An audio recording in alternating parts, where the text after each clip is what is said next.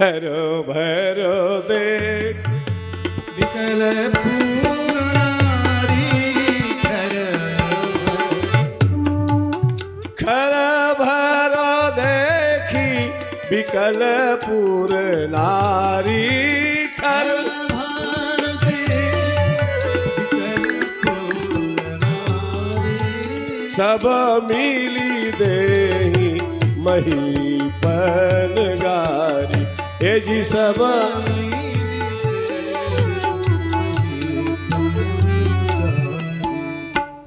गोस्वामी तुलसीदास जी महाराज बांदा जिले से थे ना, तो कहीं न कहीं गोस्वामी जी ने बांदा की भाषा का प्रयोग तो किया ही किया है, प्राय जगहों पर किया है। अब किसी विद्वान से पूछो खरभर शब्द का अर्थ क्या होता है, तो क्या बताएगा? लेकिन बांदा का किसी गांव का देहात का कोई व्यक्ति होगा, उससे पूछो खरभर किसको कहते हैं, तो बता देगा खरभर किसको। बिल्कुल निरागंवार, उसको कुछ नहीं आता, उससे पूछो खरभर क्या है। खरभर देखी विकल पूरना, क्यों राधे भैया खरभर जानते हैं ना? खरभर मछली खर भर देखी विकल पूर नारी सब मिली देही महीपन गारी हे जी सब मिली दे मही। और ऐसा खरभर मचा था महाराज, विप्लव हुआ, परशुराम जी महाराज का आगमन हुआ, सब राजा लोग छुपे। और उसी समय महाराज जनक ने आकर के प्रणाम किया, अपनी बेटी सियाजू को बुला करके प्रणाम करवाया, आशीर्वाद मिला। विश्वामित्र जी महाराज मिले हैं, भगवान श्री राम लक्ष्मण ने आकर के प्रणाम किया, आशीर्वाद दिया। अब महाराज परशुराम ने पूछा, बड़े संक्षेप में परशुराम संवाद को प्रणाम करके आगे के क्रम को दर्शन करेंगे। परशुराम जी महाराज जनक जी से पूछते हैं कि ये राजाओं की इतनी भीड़ कैसे इकट्ठी हुई है। देखो बुद्धिमान व्यक्ति वही है कि जितना पूछा जाए उतना बताया जाए, इतना यही बुद्धिमानी है। पूछा ये कहूं कहा अति भीड़, ये भीड़ कैसी है? तब जनक जी ने बतलाया, महाराज मेरे पूर्वजों को जो धनुष मिला हुआ था उसको मेरी बेटी सीता ने एक दिन अचानक उठाया, तो मुझे महसूस हुआ कि जिस धनुष को बड़े बड़े वीर नहीं उठा सकते थे, यदि इसने उठाया इसका मतलब है शक्ति की अवतार है, और मेरा कर्तव्य बनता है ये भीड़ किस लिए है? तो जनक जी ने कहा कि मेरी बेटी सीता ने उस धनुष को उठाया, मैंने निर्णय किया कि जो धनुष का भंजन करेगा उसके गले में बरमाला मेरी बेटी डालेगी, और इसी को लेकर के ये आयोजन हुआ, इसमें सारे राजा लोग आए। और तब परशुराम जी महाराज ने धनुष की तरफ देखा, दो टुकड़ों में पड़ा हुआ। परशुराम जी ने कहा धनुष किसने तोड़ा? धनुष को किसने तोड़ा? और जिसने धनुष को तोड़ा है वो सामने आए, वरना सारे राजा मारे जाएंगे, आज कोई नहीं बचने वाला। अब जिन राजाओं से धनुष नहीं टूटा था वो बड़े खुश हुए, आपस में कहने लगे देखो अगर हमने धनुष तोड़ दिया होता तो आज क्या हालत होती। अब ये तो कह ही सकते कि हमने नहीं तोड़ा।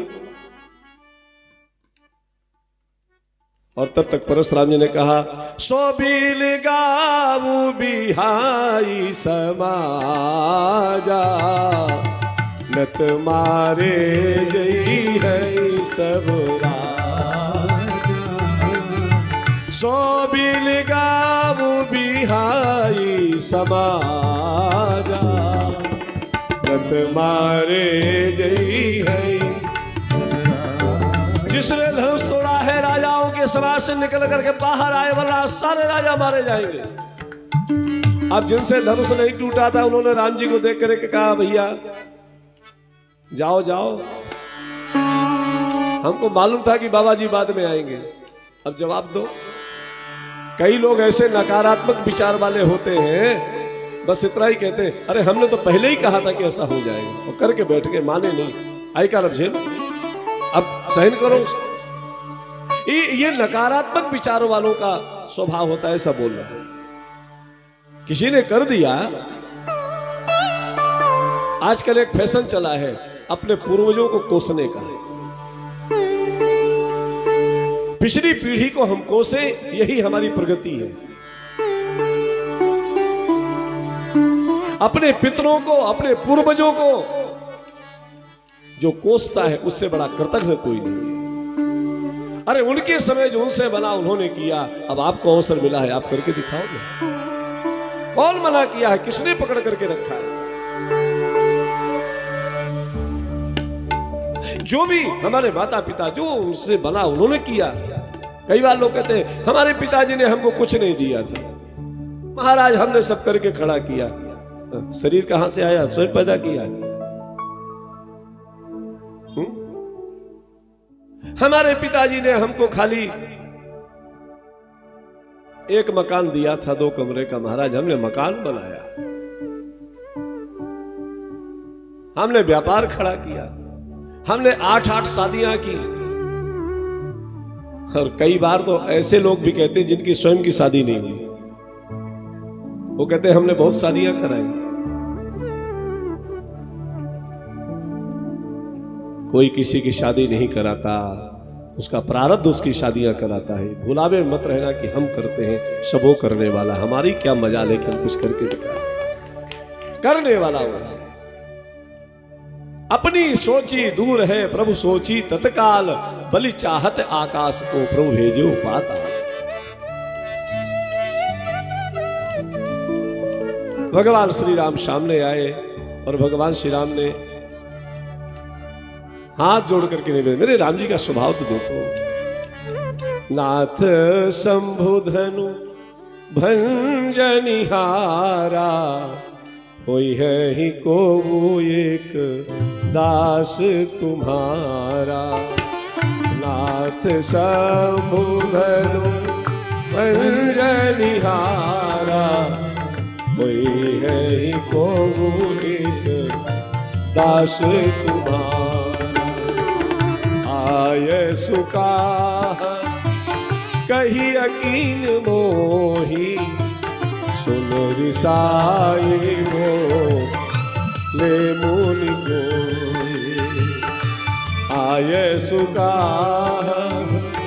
कही अकीन मोही। श्री परशुराम जी महाराज के सामने भगवान श्री राम ने जाकर हाथ जोड़ के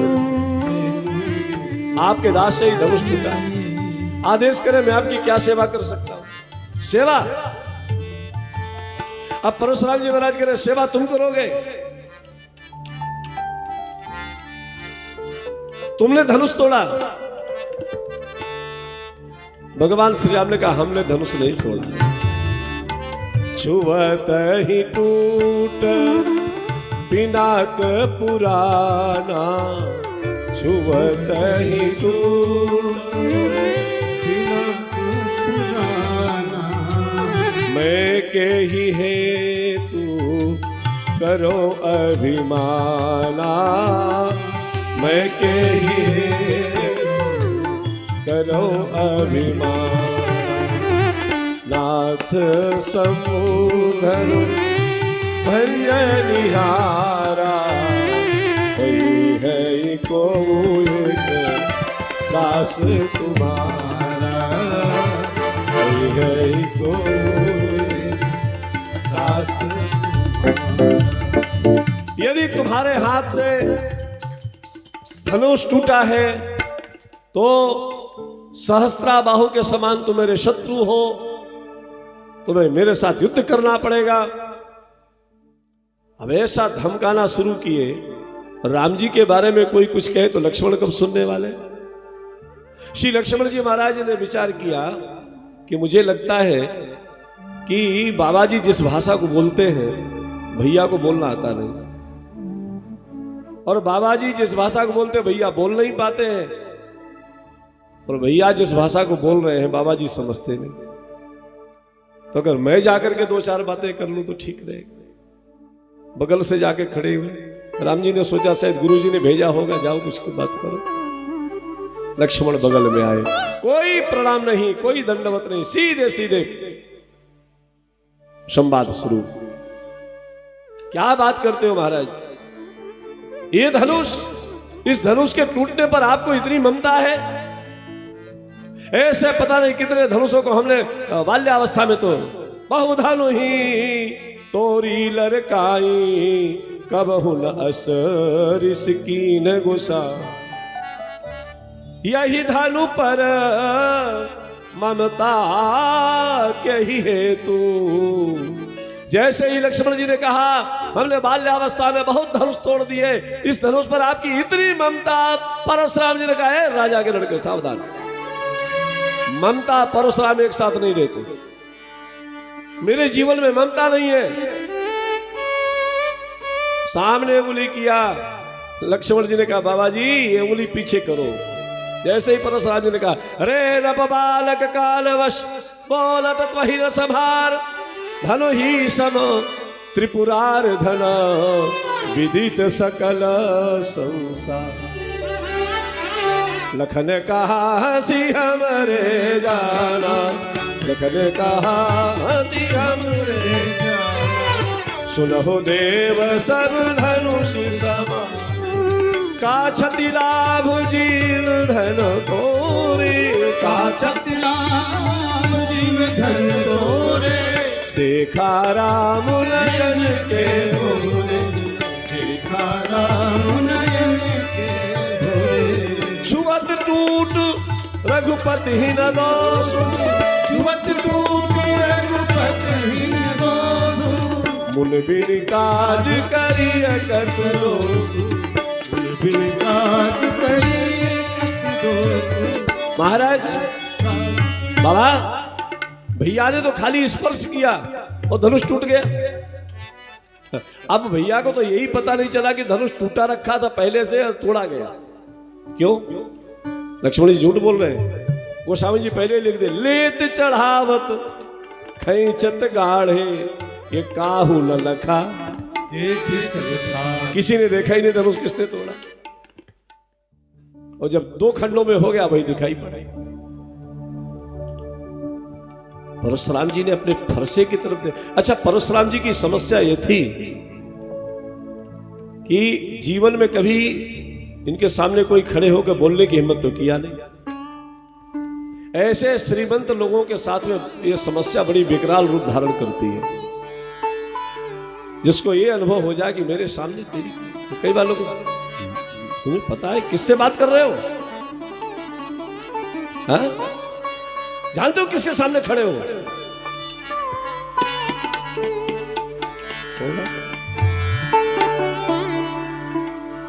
तो धमकी जब देते हैं लोग, आपको पता है आप किससे बात कर रहे हो? राधे भैया, हमको एक सज्जन ने फोन किया यहीं पर, हमारे मकान के सामने का लाउड स्पीकर बहुत तेज है, कृपया आप उसको धीमा करा दीजिए। हमने कहा भैया हमको मकान पता नहीं, आपका मकान कहां पर है और कहां से लगा है? बस अगली गली में है। तो हमने कहा कि हम पार्क में बैठे, गलियां चारों तरफ है, अब अगली गली किसको मान के चले? आप नाम बताओ। नहीं, हम रस लेना चाहते हैं कथा का, इसलिए धीमा करा दीजिए।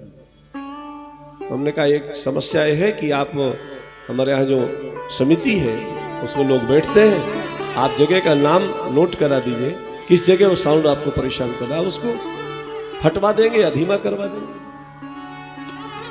संयोग से उस दिन हमारे साउंड सर्विस वाले भैया ने अपने आप, इनकी मशीन कुछ गड़बड़ हुई और वो आवाज धीमी हो गई। तो दूसरे दिन फोन आया, महाराज 6 बजे तक बहुत अच्छा चला और 6 बजे के बाद फिर वो परेशान करने लगे। तो हमने कहा देखिए, हमने आपसे निवेदन किया था कि आपकी समस्या का समाधान हमसे नहीं होगा, आप समिति में जाइए, आप नोट करवा दीजिए, वहां के लोग जाएंगे आपको समाधान दे देंगे।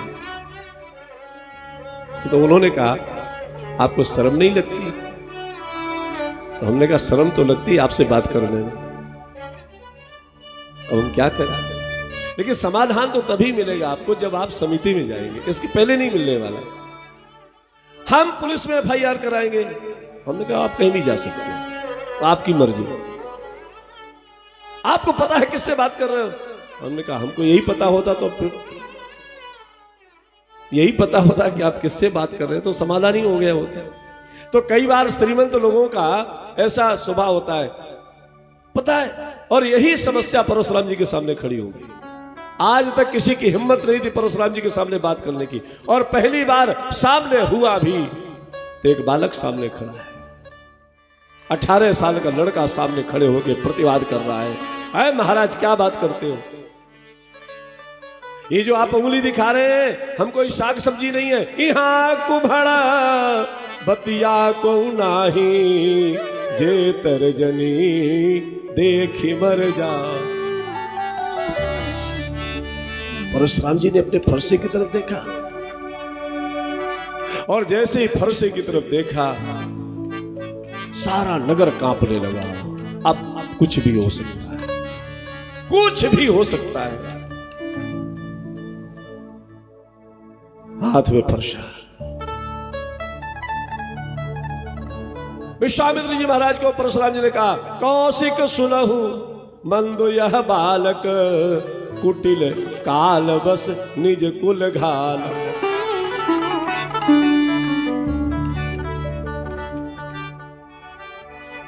भाल वंशरा के इस कलंकु,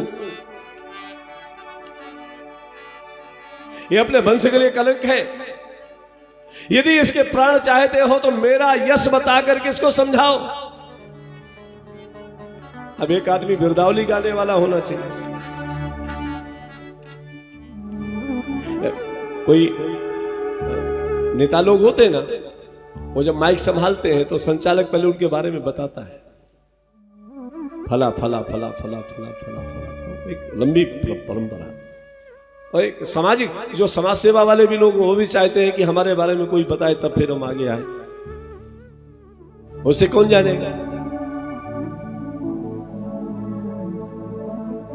लक्ष्मण जी ने कहा, बाबा अपने मुंह तुम आपन करनी, बार अनेक भांति बहुवर, नहीं संतोष तपुनि कछु कहु, जनरी से रोक दुसह दुख। ये वीर व्रती तुम धीर अछो भाई, वीर व्रती तुम धीर अछो भाई, गारी देत न पावन सूर समर करनी करही, कहीं न जना वही आप, विद्यमान रन पायर को कायर कतई। तुम तो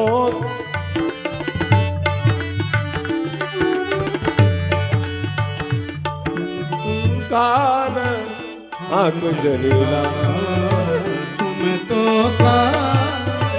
आंख जलीला। आप अपने मुख से जितनी अच्छी अपनी प्रशंसा कर सकते हो। देखो, अपने मुख से प्रशंसा गाने में बहुत अच्छा लगता है, लेकिन शास्त्रों की भाषा में इसको आत्महत्या कहते हैं। महाभारत का एक संस्मरण है। महाभारत में एक बार महाराज युधिष्ठिर और महारथी कर्ण के सामने जो 18 दिन का युद्ध हुआ, ऐसा भी अवसर आया कि दोनों आमने सामने हो गए। कर्ण महारथी है, महारथी युधिष्ठिर भी हैं, लेकिन अपनी अपनी क्षमता है। युद्ध करते करते कर्ण के बाणों से घायल हो गए युधिष्ठिर, और कर्ण युधिष्ठिर को बंदी बनाने ही जा रहे थे, और तब तक कुंती मैया को दिया हुआ वचन कर्ण को याद आ गया कि तुम्हारे 5 सलामत रहेंगे, या तो मैं जाऊंगा या अर्जुन जाएगा। सिर्फ इतना कह के छोड़ दिया कि अपने गुरु की दी हुई विद्या को भूल गए। बालक, आज के बाद से अपने बराबरी वालों से युद्ध करना। ए बाण, ये शब्द बाण की तरह चुभे। युधिष्ठिर जी को शिविर में गए, उपचार प्रारंभ हुआ। भगवान श्याम सुंदर और अर्जुन को पता चला कि महाराज घायल हो गए हैं। युधिष्ठिर जी को देखने के लिए शिविर में गए और जैसे ही पहुंचे और शाबाशी देना शुरू कर दिया युधिष्ठिर जी ने। शाबाश अर्जुन, मुझे मालूम था आज तुम कर्ण को मार करके ही आए होगे, अवश्य तुम उसको मार के आए होगे दुष्ट को, उसने मुझे बड़ा कष्ट दिया है। अर्जुन सुनते रहे। अर्जुन ने प्रणाम करके कहा, बड़े भैया अवश्य वो दुष्ट मेरे हाथ से मारा जाएगा। मारा जाएगा? अभी मरा नहीं है? अरे मैं तो ये समझता तुम मार करके मेरे पास आए होगे। तुमको तो धिक्कार है, तुम्हारे बल को धिक्कार है, तुम्हारे शस्त्र को, गांडीव को धिक्कार है।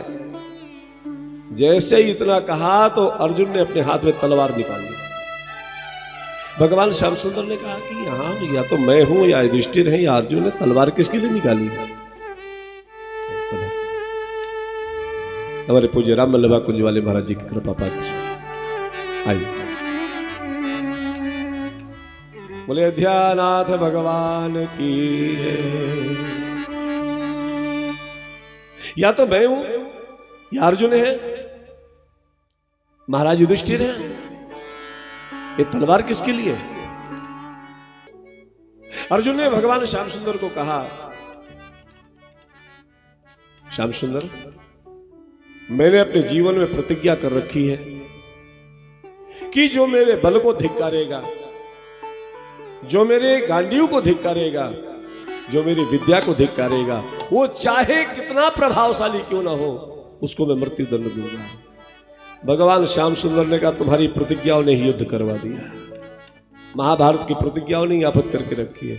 कभी भीष्म प्रतिज्ञा कर लेते हैं, कभी भीम प्रतिज्ञा कर लेते हैं, कभी कोई, अब तुमने प्रतिज्ञा कर ले। तुम्हें पता है किसको मारने जा रहे हो, जिसके लिए युद्ध कर रहे हो? ये वही युधिष्ठिर है। नहीं नहीं महाराज, मैं तो वचनबद्ध हूं, अब तो मैं मार के ही रहूंगा। अच्छा, तो अपने बड़े भाई को मार करके तुम सुखी रह लोगे? वो महाराज कुछ भी हो जाए, अब तो मैं वचनबद्ध, प्रतिज्ञाबद्ध। तो भगवान ने कहा इसका एक परिहार है। अगर अपने से बड़े से कोई अपराध हो जाए, ये सूत्र है महाभारत की, जरा सुनिए। अपने से बड़े से यदि कोई अपराध हो जाता है, उसका परिहार यह है कि उसका अपमान कर दो, उसकी मृत्यु के बराबर है।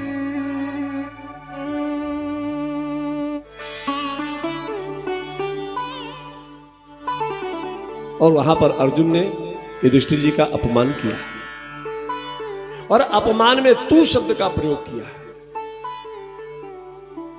तेरी वजह से हमें वनवास में भटकना पड़ा, तेरी वजह से द्रौपदी को दांव पे लगाया गया, तेरी वजह से हमको इतना कष्ट उठाना, तू तू तू तड़ाक करके भाषा का प्रयोग किया, अपमान किया। और जब अपमान हो गया तो तलवार फिर से हाथ में निकाली। तो भगवान ने कहा कि पहले तो युधिष्ठिर को मारने के लिए निकाले थे, अब किसके लिए निकाले हो? अब क्या करना चाहते हो? बोले महाराज, जिसके सामने मैंने कभी सिर उठा के बात नहीं किया, उसको मैंने अपमान किया, उसको तू शब्द का प्रयोग किया, अब मैं जिंदा नहीं रहना चाहता, मैं अपनी आत्महत्या कर लूंगा। भगवान ने कहा वाह, ये भी बहुत बड़े वीरता की बात है। तो भगवान ने वहां पर एक परिहार दिया। भगवान श्याम सुंदर ने कहा कि कभी ऐसा अवसर आए कि आत्महत्या करना पड़ जाए तो अपने मुख से अपनी प्रशंसा करो। ये महाभारत का सूत्र है। अपने मुख से अपनी प्रशंसा करो तो आत्महत्या के बराबर। तो फिर अर्जुन ने फिर अपने बारे में वहां कुछ बोला। तो लक्ष्मण जी महाराज कहते हैं, अपने मुंह तुम आपन करनी, बार अनेक भांति बहुवर। आप अपने मुख से अपना सुयश जितने अच्छे ढंग से वर्णन कर सकते हो, कौन कर सकता है महाराज? परशुराम जी महाराज का क्रोध 7वें आसमान उठाया फरसा, और लक्ष्मण जी महाराज ने कहा महाराज ये फरसा जो आप हमको दिखाते हैं ना, ये तो हम बाल्यावस्था से यही देखते चले आए हैं। कल्याण बनाओ हमारी माताओं का। महाराज जब हम पालने में पड़े होते थे तो हमारी माँ कौशल्या, हमारी माँ कैकेयी, हमारी माँ सुमित्रा सिर्फ एक ही शिक्षा देती थी, बेटा जिसके मस्तक पर तिलक लगा हो, जिसके शरीर पर यज्ञोपवीत हो, जिसके सिर में चोटी हो, तुम्हारी माताओं की दूध की सुगंध है, उनके सामने कभी सिर उठा करके बात मत करना। वरना यदि ये शिक्षाएं हमारी माताओं ने नहीं दिया होता तो क्या मजाल थी एक रघुवंशी के सामने आप फरसा दिखा लेते। अरे है ही वंशी राजाओं को आपने मारा होगा, सूर्यवंशी के सामने आप सामना नहीं पड़ा, आपको पता चलता कि सुमित्रा के दूध में कितनी ताकत है। तना कहा परशुराम जी महाराज कांपना शुरू कर दे। आप तो पूरा नगर, गोस्वामी जी लिखते थर थर कांपहि पूर्ण थर थर कांपहि पूर्ण नारी। ये छोटे कुमार खोट बड़ भारी, छोटे कुमार खोट बड़।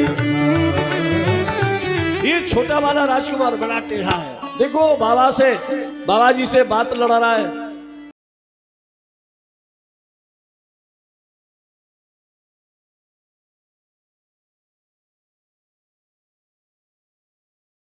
आनंद टीवी से जुड़ने के लिए आप हमें व्हाट्सएप करें 9277395752 पर।